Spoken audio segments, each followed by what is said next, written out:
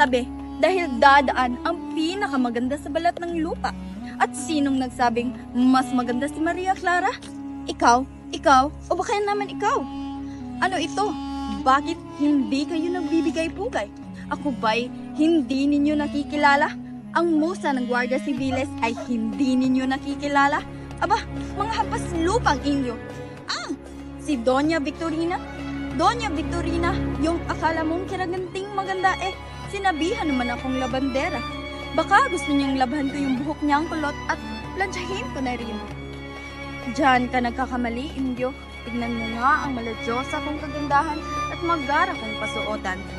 Doña Consolacion, la musa de las Guardias Civiles de la Esposa de Alferez.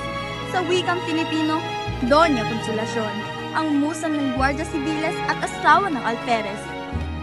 Apapangit at ang dudungis naman ng mga dumadaan dito. Mukhang puwet ng manok. Nasaan na ba ang mga katulong ko? Nariyan na pala kayo. Umanhin, ngunit hindi ko kayo napansin. Hindi man lang kasi nagsalita. Mga Guardia Civil, sino yung kumakanta? Si ano? Si Sisa? Si Sisa. Tama, yung baliw. Dalhin niyo siya rito. Mga Guardia Civil, kantahin niyo siya ngayon din. Magaling, maaari na kayong umalis. Tumigil ka! Ako'y inaantok sa iyong pagkanta. Diyan na nga kayo, mga hampas lupang Indio.